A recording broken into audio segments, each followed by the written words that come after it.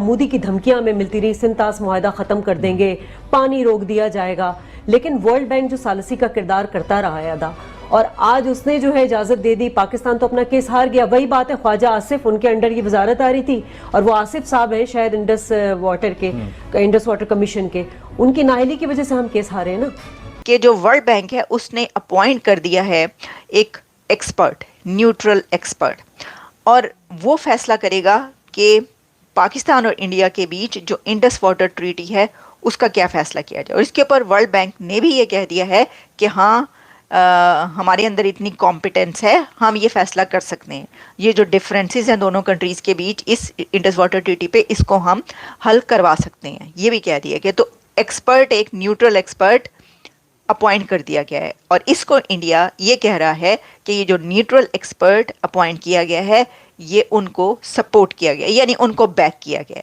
नमस्कार दोस्तों, Indus water treaty पर भारत की कूटनीति जीत हुई है, जिससे पाकिस्तान को बहुत बड़ा झटका लगा है। भारतीय सरकार ने सटीक रणनीति के तहत अपनी स्थिति मजबूत की, जिससे पाकिस्तान को अपनी हार का सामना करना पड़ा है। इस पर पाकिस्तान में बहुत ही बौखलाहट में ढेर सारी बयानबाजी हो रही है। यह एक भारत की बढ़ती कूटनीति ताकत का भी एक उदाहरण है। तो चलिए उनकी प्रतिक्रियाएं सुनते हैं। मेरे चैनल पर नए हैं तो कृपया लाइक, सब्सक्राइब और शेयर कीजिए। जय हिंद। कि जो वर्ल्ड बैंक है उसने अपॉइंट कर दिया है एक एक्सपर्ट, न्यूट्रल एक्सपर्ट, और वो फैसला करेगा कि पाकिस्तान और इंडिया के बीच जो इंडस वाटर ट्रीटी है उसका क्या फैसला किया जाए। और इसके ऊपर वर्ल्ड बैंक ने भी ये कह दिया है कि हाँ, हमारे अंदर इतनी कॉम्पिटेंस है, हम ये फैसला कर सकते हैं।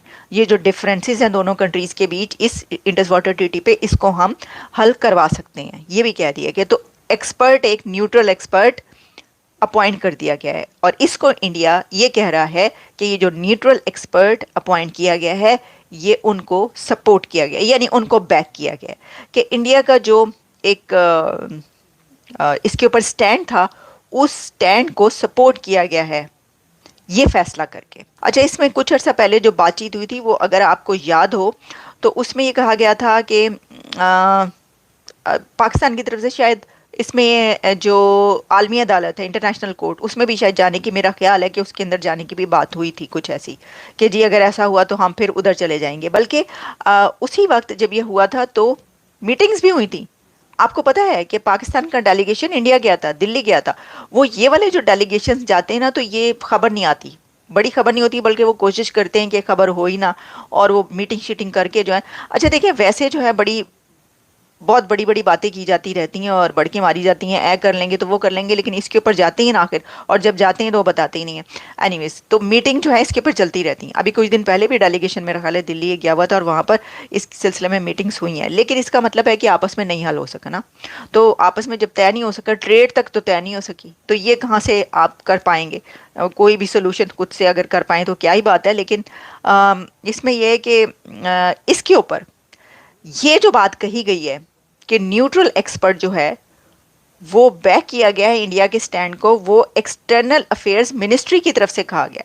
अब इसका जवाब जब आएगा दूसरी तरफ से, स्पोक्स पर्सन वहाँ से, आपको पता है फॉरेन अफेयर्स स्पोक्स पर्सन यकीनन इसके ऊपर कोई बात करेंगे तो वो भी हम आपके सामने लेंगे। लेकिन इसके ऊपर ये कहा गया है कि in a statement the ministry of external affairs ने ये कहा है कि ये जो फैसला है upholds India stand that all 7 questions जो के to the neutral expert in relation to the Kishan Ganga and Ratle hydroelectric power projects are differences falling within his competence under the treaty। तो इसके अंदर ये कहना है उनका external affairs ministry of India का कि जो वर्ल्ड बैंक की तरफ से न्यूट्रल एक्सपर्ट का फैसला किया गया है वो हमें सपोर्ट किया गया है, भारत की बात को मान लिया गया। वर्ल्ड बैंक ने भी सपोर्ट कर दिया इंडिया को। वर्ल्ड बैंक ने भी इस इंडस वाटर ट्रीटी पे भारत के स्टैंड्स को सपोर्ट किया है और उसके साथ स्टैंड किया है कि ठीक है, न्यूट्रल एक्सपर्ट हम अपॉइंट कर रहे हैं और ये फैसला करेगा और हम कर सकते हैं फैसला। तो अब ये तो पता चल जाएगा कि फ़ैसला क्या होगा, वो तो हम देखेंगे जब फैसला होगा।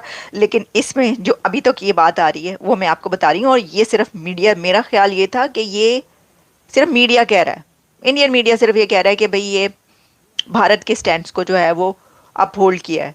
नहीं, ये स्टेटमेंट है वहाँ की एक्सटर्नल अफेयर्स मिनिस्ट्री की तरफ से आई। तो जयशंकर बैठे तो इधर हुए हैं, तो स्टेटमेंट है उधर जारी हो रही है उनकी। सर वो दोनों तरफ काम कर रहे हैं, वो कह रहे हैं ना चौमुखी वो हर तरफ जो है ना वो खेल रहे हैं, प्ले कर रहे हैं, वो उनकी गेम नहीं पकड़ी जा रही, मैं आपको बता रही हूँ। मगर एक ऐसा मामला, एक ऐसा केस जो कि पाकिस्तान अपने फेवर में करा सकता था, उसको तो वो हार कर आ गए। नाज़रीन, बात करेंगे हम नाकिस मनसूबा बंदी रही वजारत पानी और बिजली, मुतनाज़ा भारतीय मनसूबा का केस हार गई है। सोहेल साहब, हमने हमेशा से देखा मोदी की धमकियां हमें मिलती रही, सिंतास मुआहदा खत्म कर देंगे, पानी रोक दिया जाएगा, लेकिन वर्ल्ड बैंक जो सालसी का किरदार करता रहा है अदा, और आज उसने जो है इजाजत दे दी, पाकिस्तान तो अपना केस हार गया। वही बात है, ख्वाजा आसिफ, उनके अंडर ये वजारत आ रही थी, और वो आसिफ साहब है शायद इंडस वाटर कमीशन के, उनकी नाअहली की वजह से हम केस हारे हैं ना। शाजिया, बिल्कुल ये बहुत अफसोसनाक सूरत हाल है। एक मरतबा फिर हम आलमी सालसी अदालत के अंदर, जिसका रोल बेसिकली बुनियादी तौर पर वर्ल्ड बैंक अदा कर रहा था, वहाँ पर हम पन बिजली मनसूबों के ऊपर जो पाकिस्तान के राइट को डैमेज करने से मुतल्लिक भारतीय इक़दाम थे, वहाँ पर हम अपना केस हार गए हैं। और उसके साथ दूसरी जानिब अफसोसनाक पहलू ये है कि इस जब से ये वर्ल्ड बैंक के मातहत ये इन मुज़ाकरात का आगाज़ हुआ, हमारी बड़ी टीम्स ने 2-3 मरतबा वहाँ पर जाकर वहाँ विजिट किए, करोड़ों रुपए अखराजात आए। उसके बाद कोई बात ये बताने को तैयार नहीं होते मीडिया को या आवाम को कि हमारी वहां पर क्या कारकर्दगी रही है, फैसला क्या आया है। पाकिस्तान के खिलाफ फैसला आया है, वर्ल्ड बैंक खुद उसको अनाउंस कर रहा है। बुनियादी मकसद वहां पर यह था, जिसको हमने चैलेंज किया था, कि दरिया झेलम के पानी के ऊपर भारत किशन गंगा डैम तमीर कर रहा है, पन बिजली मंसूबा है 330 मेगावाट का। उस मंसूबे के तामीर होने से हमारा नीलम झेलम पन बिजली मंसूबा, जो पाकिस्तान का और दुनिया का महंगा तरीन मंसूबा बन चुका है, 500 अरब रुपए उसकी लागत पहुंचने के बाइस, अगर वो ये मंसूबा दरिया झेलम के पानी के ऊपर तामीर करेंगे, उसके नतीजे में नीलम झेलम जो पन बिजली मंसूबा है, उससे बिजली की पैदावार बुरी तरह मुतासिर होगी। और इब्तदाई जो अंदाजा है उसके मुताबिक 10% कम बिजली पैदा होगी, और नीलम झेलम से 10% कम बिजली पैदा होने का मकसद है सालाना 4 अरब रुपए का नुकसान। अच्छा, एक जानिब ये था। दूसरी जानिब दरिया चनाब के पानी के ऊपर भारत ने 850 मेगावाट का रतले पन बिजली मंसूबा तमीर कर रहा है। उसका भी यही होना था कि दरिया चनाब के अंदर हमारे यहाँ पानी का भाव मुतासिर होना था, चूंकि भारत वहां पर जो जिस तरीके से वहां पर कहा यह जाता है कि run of the river project है, लेकिन वहां पर वो एक डैम जरूर तमीर करता है, पानी स्टोर जरूर करता है, इसलिए कि 850 मेगावाट या 330 मेगावाट पन बिजली पैदा करने के लिए आपको पानी का हेड ऊंचा करना पड़ता है, ताकि आपको टनल के जरिए पानी का फ्लो मिले। और मुख्तलिफ दिनों के अंदर बारिशें कम होती हैं, पानी का भाव कम होता है, तो जो लोअर अपेरेंट पाकिस्तान है, हमारा दरिया झेलम की बात करें या चनाब की बात करें, पानी मुतासिर होगा। हमने उसको चैलेंज किया, पहले तो इसकी इंडस वाटर ट्रीटी को मानने को तैयार नहीं थे। वर्ल्ड बैंक का भी ओवरऑल हमने देखा कि उनके जो टिल्ट है, उनका जो रुझान वो भारत की जानिब रहा है।